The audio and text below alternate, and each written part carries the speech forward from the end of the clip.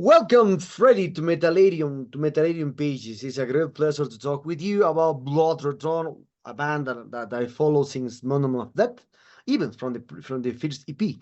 So also now we're talking about from the band, we're talking about this new album, Nonagon, and obviously more things related to the metal war in general. So we start by asking, so how has the band been during the last 3 years? Because Imperial Congregation was released in 2021. Now we have a new album 3 years later. You know, post epidemic and everything, pandemic and everything, it's been very exciting to, be on the stages again. It took a long time, to get things up and running. Like the world was sleeping mode, so it's really good to get out there and just play for people again. We had the 2 years doing nothing. Of course, we started recording an album and did that stuff, but playing live is what Blood Red Throne is about, all about, So really good. And the last album, Imperial Congregation, it was really cool. We played some songs from there live. It's been good reception for those songs,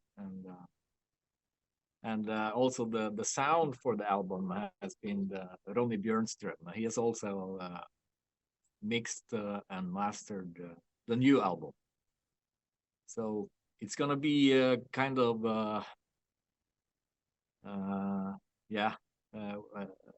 my English sucks, So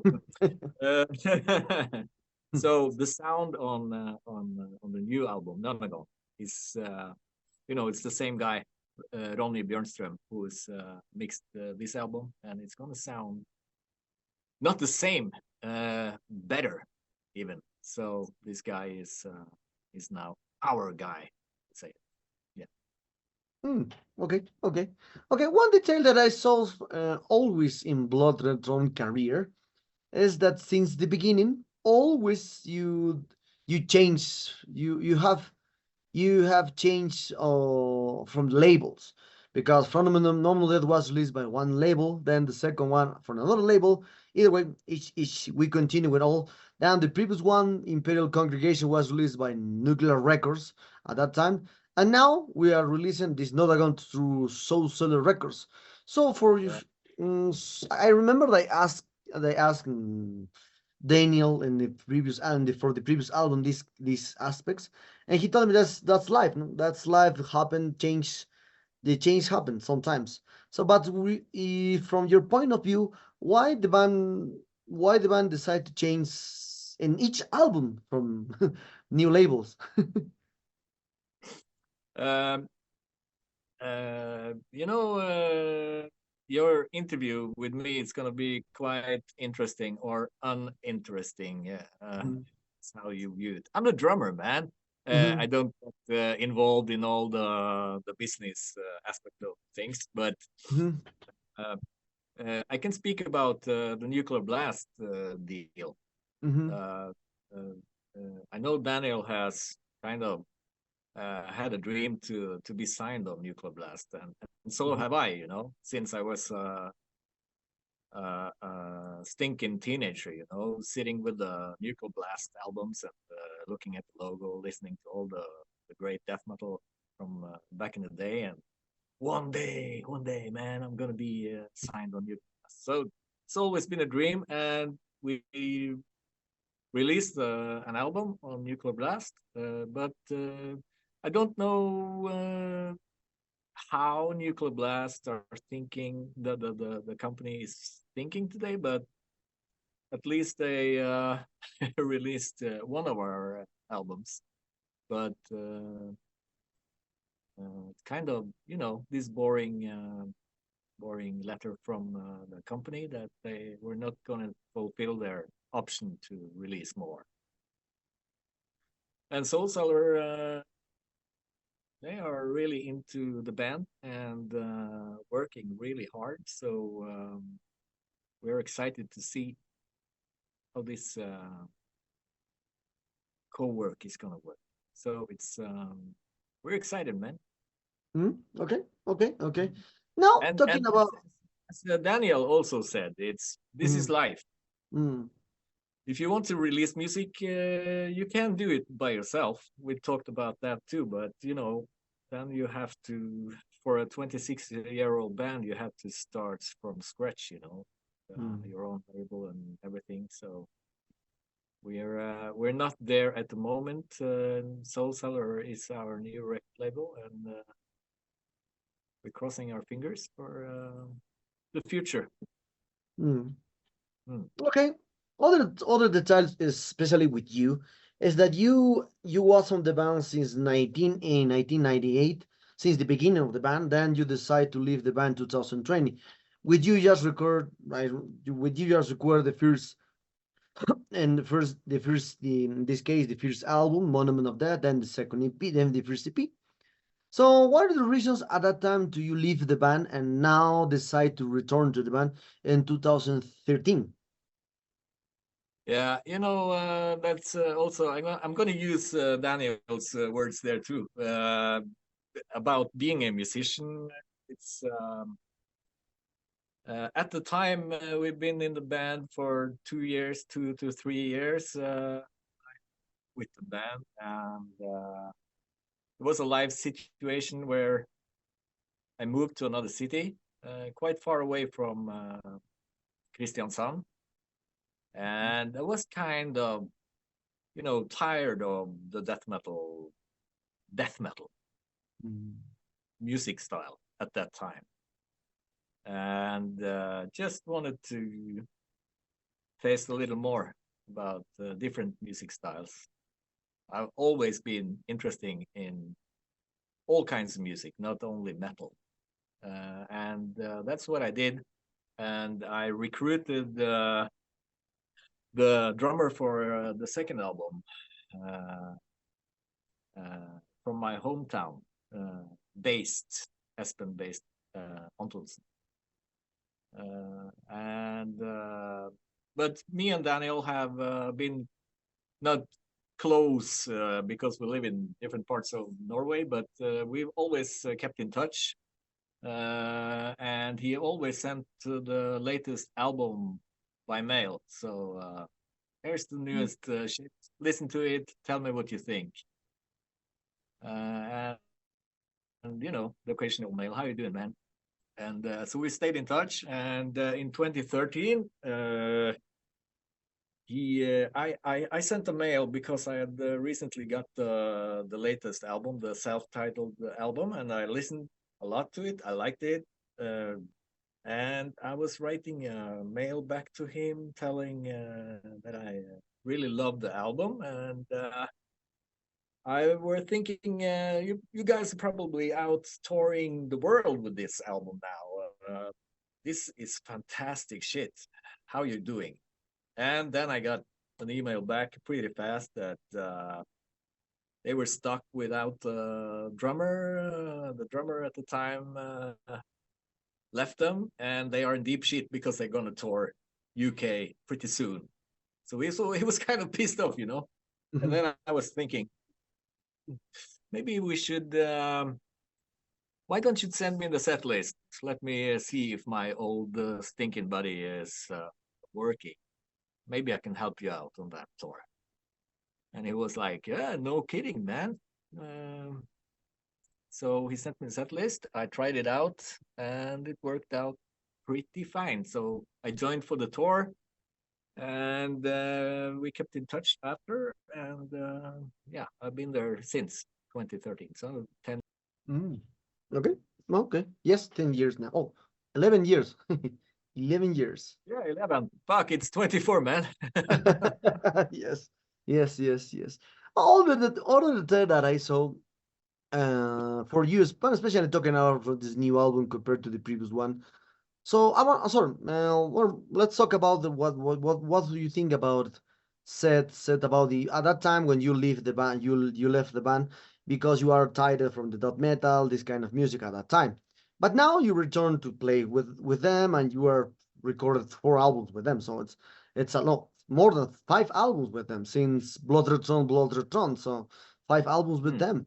So at that time, how was your point of view outside of the band, seeing your colleagues still playing, delivering new albums, and playing in other parts of the world, this kind of stuff? And now, when you enter, how's your point of view outside and inside of the band compared to that era that you left the death metal?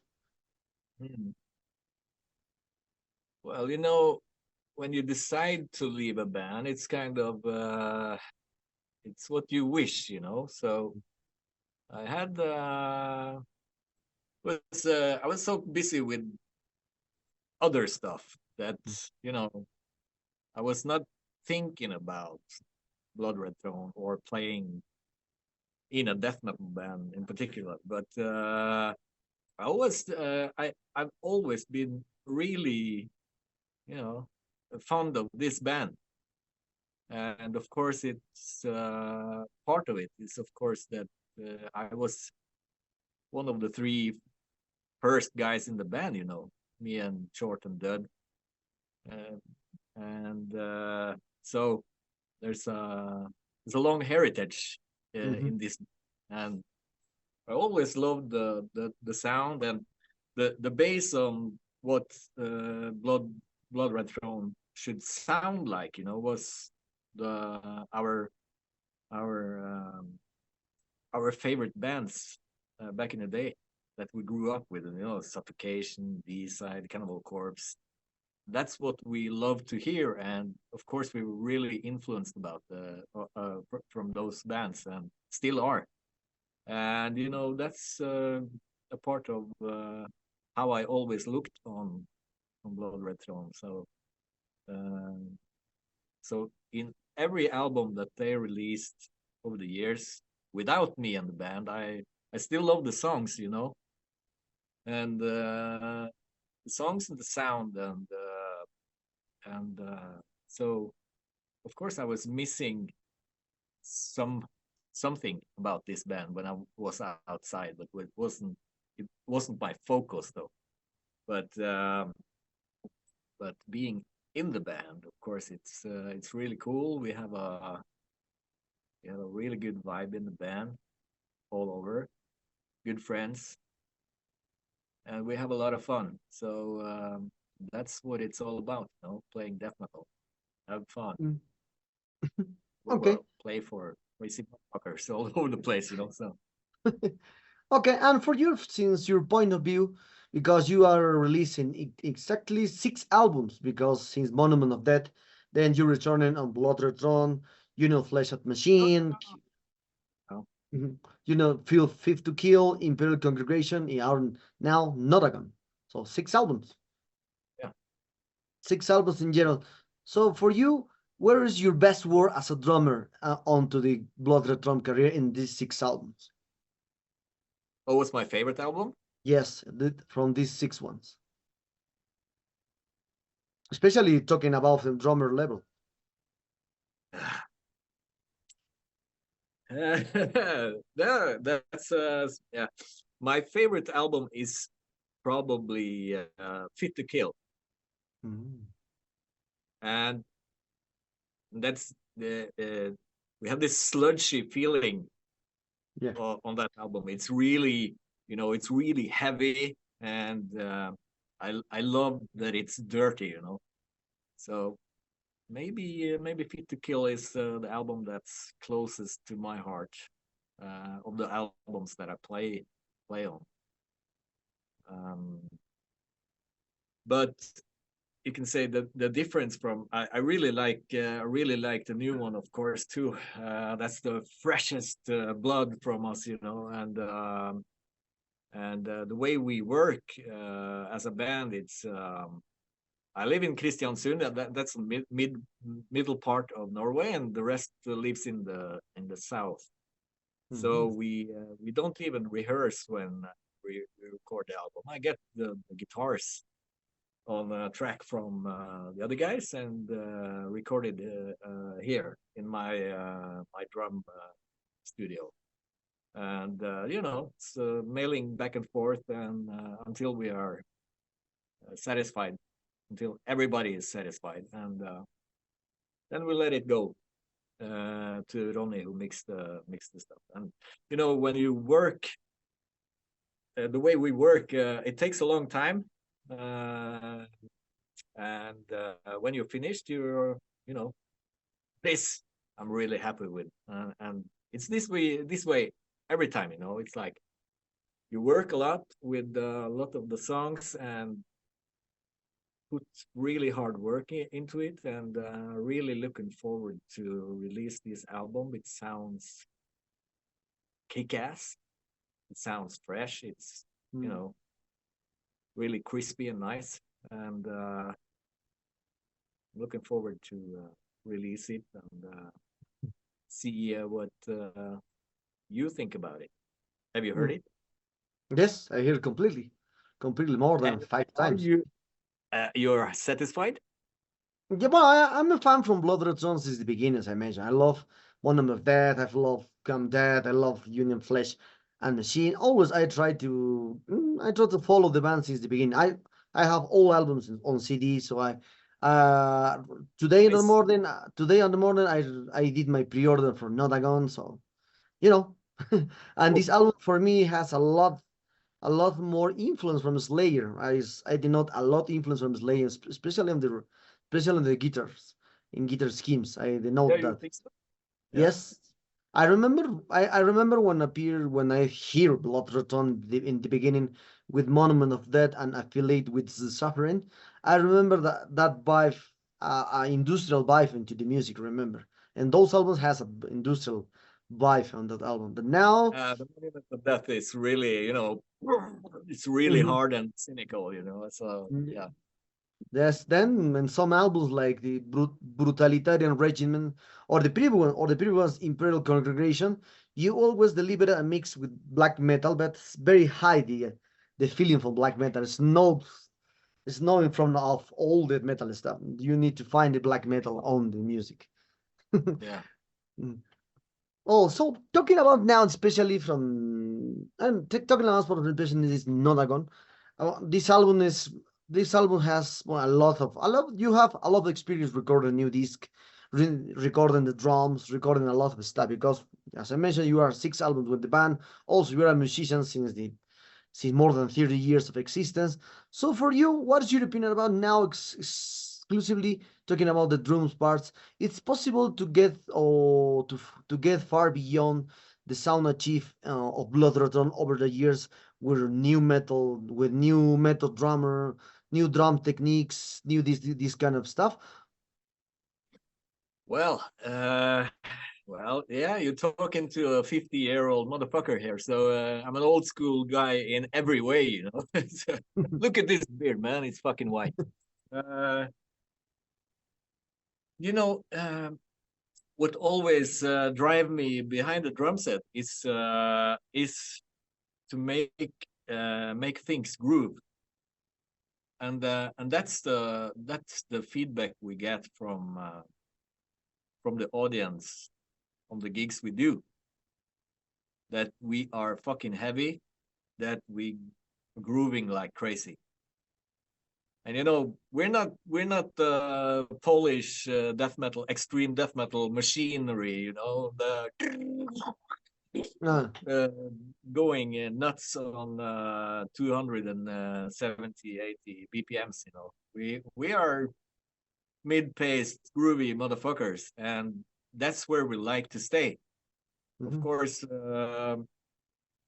we have the crazy Bosnian guy in the band, Ivan, and he likes to fuck things up. And on this album, you have the second single where he has this. I think the tempo is 260 BPMs or something on the intro. He wanted me to blast.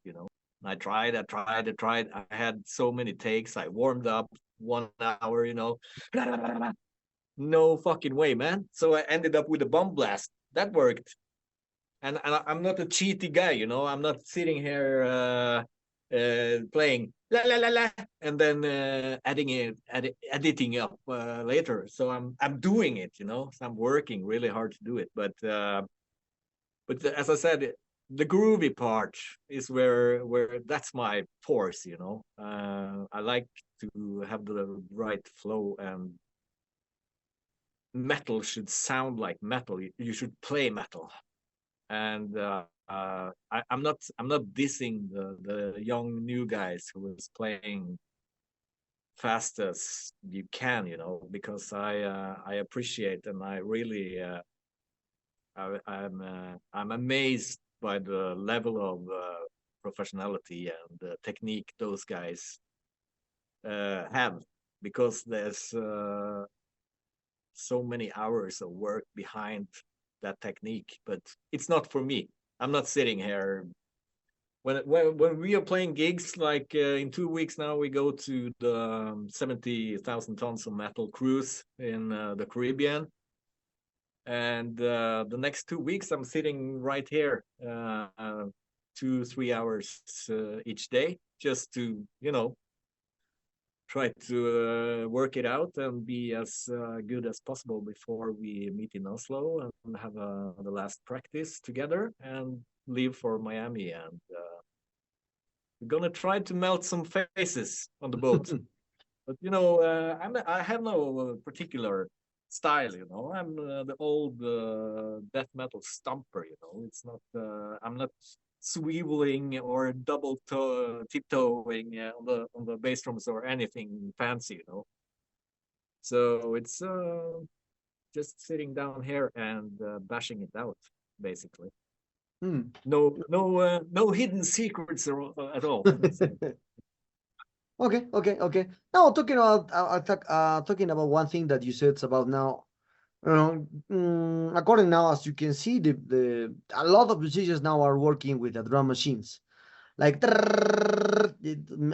more than 300 beats per minute, or perhaps 350, 340. I don't know. There's a lot of velocity into the music, and as you can see on all YouTube channels, that usually the in this case the drummer plays as fast like a devil, fast like that. But all these kind of drummers didn't have a catchy sounds, because I remember that I tried to enter these kind of drummers, play with one hand, some jokings on the drummer, this kind of stuff. But when I hear their bands, there's totally sucks, totally sucks of their bands. So what's your point of view now, or the technology especially are more into this kind of, well, this kind of new movement that play like a machines into the drums, into the guitars, in all the styles, in all the instruments. Now the machine is more like the new wave to create music. I'm not, you know, I'm not against against using computers or even AI in music, because music has to develop, you know, or the human brain, or maybe the musicians want to, you know, explore music. At least myself, when people ask me, you still play drums, you're 50 years old, you started when you were 12, aren't you tired of it, or don't you get bored? You can never get bored if you're into music. It's like, how good can you get? If you want, you can be as good as only you want. But where's the limit? For my where I'm sitting now, I can play a funky beat. I love old funky music, you know, like James Brown and all that shit. I love Rolling Stones. I can sit here and jam to my old heroes, you know. I love Kiss, for instance, Iron. But I also like, you know, more extreme music like Dillinger Escape Plan or Mr. Bungle. Mm. So noisy stuff that's quite extreme, that sounds more like noise than music. Most people also, it's like uh, so. But where we are today, I try to listen to the newest shit that comes out regularly, but uh, quite fast I get bored because the way they sample drums, for instance, it's not, there's not, they're not sounding like drums Mhm. anymore. And then it's boring for me because I want to hear the instrument. I want to hear the sound of the snare drum, the sound of the cymbals. So now it's more faded away. It's more sounds like a machine than what it really is. Mm. That they're hiding up the actual instrument, and I don't like that.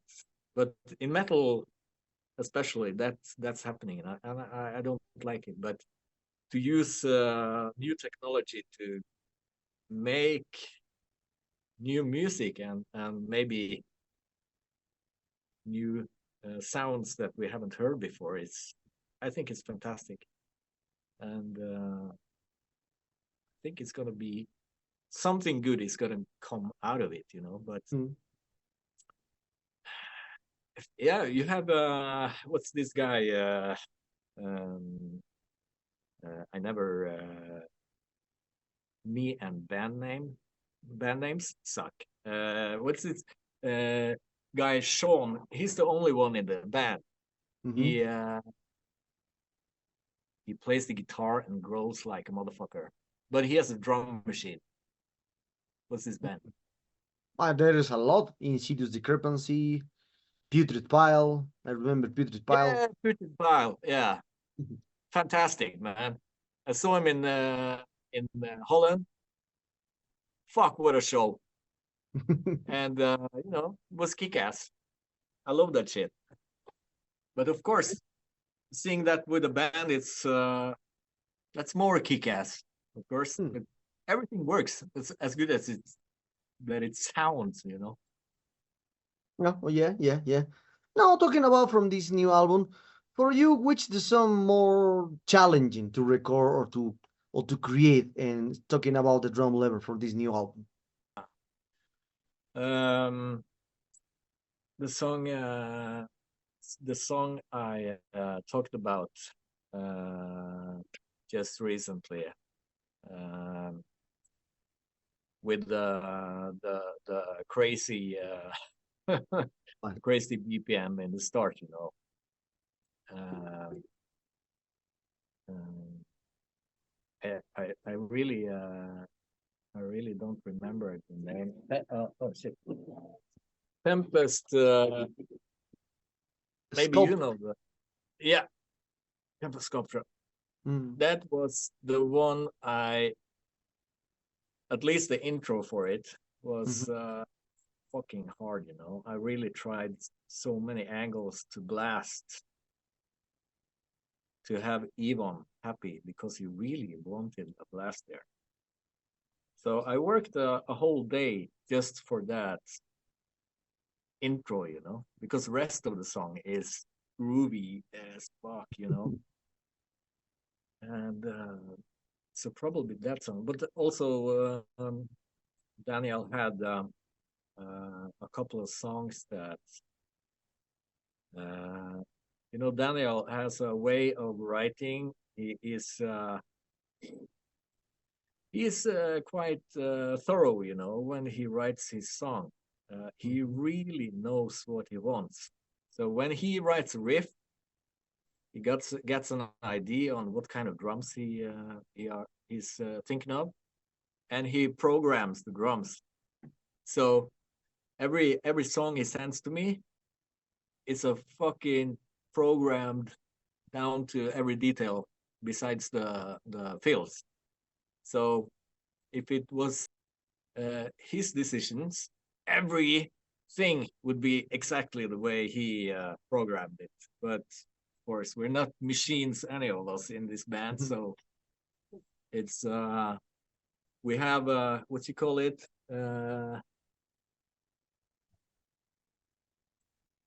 freedom under responsibility, you know. Everything's gonna be sounding good. It's a democracy in this band, but of course he's a songwriter, so he has the final say. If I come up with something I fucking love, you know, on the drums, he can say no, fuck that. So we have to argue about things. It's got to be some friction here, because if you don't have the friction, there wouldn't be any bands, you know. Okay, okay. Now talking about from the future of in general for the plan for this Nonagon. So what kind of plans the band has for this Nonagon? Perhaps embark tours. Perhaps you will come for the second time to Latin America, a tour here. Who knows? Perhaps a video upcoming. Who knows? What kind of plans do you have for this Nonagon? Where are you staying right now? Well, right now in Peru. In Peru, yeah. Mm-hmm. Actually, there were plans for us coming to South America in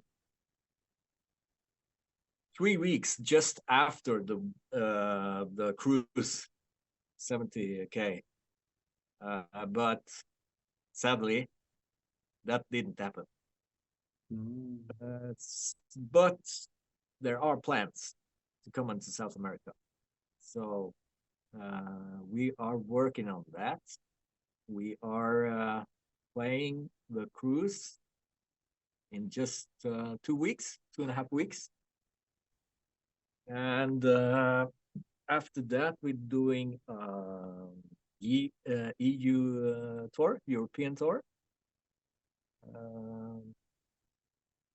Mainly focusing on the eastern and southern part of Europe. There are plans of Asia, and yeah, there's always plans, and also festivals in between, like weekends, flying out from Norway to European festivals. So. Okay, okay. Okay, well, Freddy, the sad times arrive at this interview. I hope you enjoyed this one like me. As I mentioned, I'm following the band. I'm followed the band since the beginning to now, so more than 20 years I'm following the band. So love the band. As I mentioned, I did my pre-order, and also perhaps do you want to add something to your Latin American fans and obviously Metallica followers? Well, you know, being a metal musician, we would fucking love to come back to South America. Last time was, do you remember? 2013? Yes, yes, I was on Lima, seeing you with Entro. In that ice cold hole.